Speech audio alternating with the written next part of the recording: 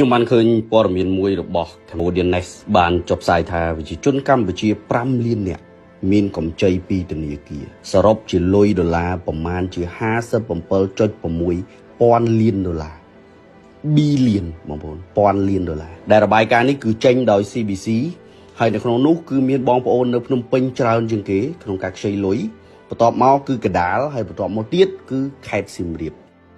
ខ្ញុំក៏ជាអ្នកខេត្តសៀមរាបដែរខ្ញុំឃើញបែបនេះខ្ញុំមានអារម្មណ៍ថាភ្ញាក់ផ្អើលហើយក៏មានយោបល់ខ្លះៗចង់ចែករំលែកខ្ញុំជឿថាបំណុលទាំងអស់នេះវាមានល្អវាមានអាក្រក់ល្អសំដៅដល់បំណុលដែលខ្ចីទៅពង្រីកមុខរបរដែលកំពុងតែមានដំណើរការល្អស្រាប់ចំណែកអាក្រក់គឺបំណុលដែលខ្ចីមកហើយរលាយអស់ដោយសារតែការចាយវាយឬក៏ការវិនិយោគខុសឬក៏បាត់បង់ទៅវិញតាមរយៈការរឹបអូសដូចជាការទិញផ្ទះទិញដីឬលំនៅឋានផ្សេងៗជាដើមខ្ញុំសូមផ្ដើមពីបំណុលអាក្រក់មួយចំនួនដែលខ្ញុំឃើញផ្ទាល់មួយគឺការខ្ចីលុយទៅហឺហាឬក៏ទិញសម្ភារៈដែលមិនចាំបាច់ភាគច្រើនកន្លែងនេះគឺឪពុកម្ដាយលះបង់ដើម្បីកូនទិញម៉ូតូទិញឡានទូរស័ព្ទល្អៗឲ្យកូនតែគាត់អត់មានលុយបំរុងទេគាត់ទៅខ្ចីលុយគេឬក៏ពេលខ្លះបុគ្គលនឹងខ្លួនឯងរស់នៅជាប់ចម្ពាក់ច្រើនពេកខ្លាចសង្គមមើលមកតែខ្លួនឯងអន់ក៏តែប្រើប្រាស់សម្ភារៈនិយមទាំងអស់នឹងទាំងដែលខ្លួនអត់លុយហើយក៏ផុងខ្លួនទី2គឺការខ្ចីលុយទៅវិនិយោគរស់ស៊ីជាមួយនឹងអាជីវកម្មដែលយើងអត់បានធ្វើកន្លែងនេះគឺកុំឲ្យសោះបើមុនឃើញ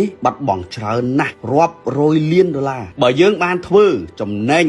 ហើយយើងខ្វះទុនពង្រីកអានឹងចាំយើងខ្ចីលុយគេទៅពង្រីកលើโลกនេះមានតែអ្នកមានលុយពេញដៃទេដែលគេវិនិយោគជាមួយនឹងអាជីវកម្មរបស់អ្នកតីគេទិញហ៊ុនទិញអីហ្នឹងតែគេក៏នៅនឹងដែរគេអត់ដែលបលេងទេគេខ្ទិះអស់ហ្មងអារឿងដឹកនាំរឿងការរស់ស៊ីរឿងការមើលទៅលើអាជីវកម្មនឹងវាជោគជ័យមិនជោគជ័យគឺគេខ្ទិះហ្មងហើយយើងអត់ដឹងអីផងយើងទៅដាក់លុយមួយគេដែរនិយាយនេះមិនមែនខ្ញុំបកកែទេបងប្អូនខ្ញុំក៏ធ្លាប់ចាញ់បោកគេដែរដោយសារការទុកចិត្តទៅកាន់មិត្តភ័ក្តិទៅកាន់មនុស្សដែលខ្ញុំស្គាល់គ្រាន់តែថាខ្ញុំមានទុនសកួរដូចនេះវាអត់លិចលង់ហើយចុះបើអ្នកអត់លុយធ្វើម៉េចកាលណាបងប្អូនអត់មានទុនសកួរលិចគឺលិចហើយលង់ហើយតែកាលណាលួងគឺពិបាកស្រង់ចំណុចទី3ការបន្ថយទិញចលនាទ្រព្យដែលយើងអត់មាន cash flow នឹងនោះកន្លែងនេះគឺកំពុងតែជួបមែនទេបងប្អូនខ្លះជាអ្នករស់ស៊ីឬក៏ជាអ្នកធ្វើការចង់បានផ្ទះចង់បានឡានចង់បានម៉ូតូ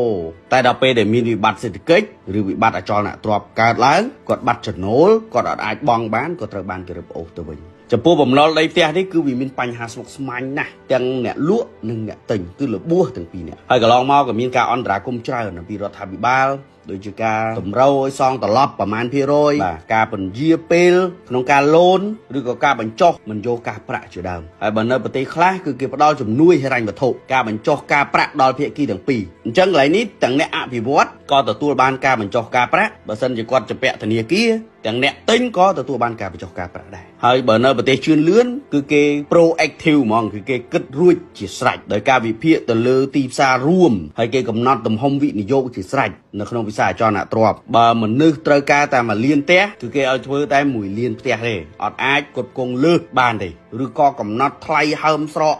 កដោយអ្វីដែលបងប្អូនឃើញនេះបានទេគឺគេបានគិតទុកមុនproactive តែចុងក្រោយអ្វីដែលខ្វះមិនបានត្រូវតែដាក់ចូលនៅក្នុងគោលការណ៍គោលនយោបាយគឺការអប់រំដដែលអត់បានទេការអប់រំដែលពិសេសជាងគេគឺចំណេះដឹងហិរញ្ញវត្ថុកន្លែងនឹងហើយបានជាខ្ញុំតែនិយាយហើយនិយាយទៀតឲ្យបងប្អូនយល់អំពីការប្រើប្រាស់លុយកាក់ការទុកដាក់លុយកាក់កាលណាមនុស្សយើងអត់យល់អំពីលុយអត់យល់អំពីទ្រព្យគឺយើងងាយនៅក្នុងការជួបបញ្ហាទាំងអស់នេះណាខ្ញុំសូមចែករំលែកអំពីអ្នកដែលជំពាក់លុយគេម្ដងតើមានវិធីសាស្ត្រអីបើជ្រុលជាជួបបញ្ហាទាំងអស់នេះហើយខ្ញុំធ្លាប់ចែករំលែកច្រើនដងតែថ្ងៃនេះខ្ញុំសូមបន្ថែមបន្តិចទៀតបងប្អូនដែលជំពាក់លុយធនាគារឬឯកជនច្រើនសូមបងប្អូនស្រង់បំណុលទាំងអស់ដាក់លើតុបងប្អូនអង្គុយមើលមួយណាវាមានហានិភ័យច្រើនជាងមួយណាដែលអាចដោះស្រាយបានដែលអាចរត់រួចត្រូវប្រឈមមុខម្ដងមួយ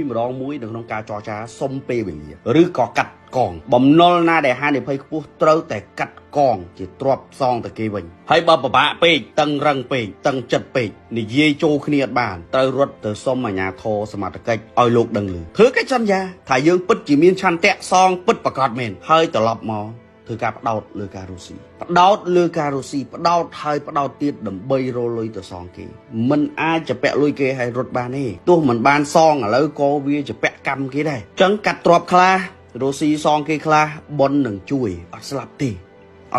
ជឿខ្ញុំហាមដាច់ខាតខ្ចីពីមួយទៅសងមួយធ្វើបែបនេះអស់ទាំងការប្រាក់ ខាតទាំងសេវាហើយនឹងបាត់លុយមកផ្នែកហ្មងអត់ដឹងទៅណាទេខ្ចី10000ស្រួលបាត់អស់3 4000អត់ដឹងរឿងហ្មងហើយខូច credit ជាមួយមនុស្សកាន់តែច្រើនជួយជាពាក់ម្ចាស់អំណុលមួយម្ចាស់អំណុលមួយម្ចាស់អំណុលមួយចឹងសត្រូវកាន់តែច្រើនចឹងជាចុងក្រោយខ្ញុំសូមប្រាប់បងប្អូនថាបំណុលលេងសើចមិនបានទេ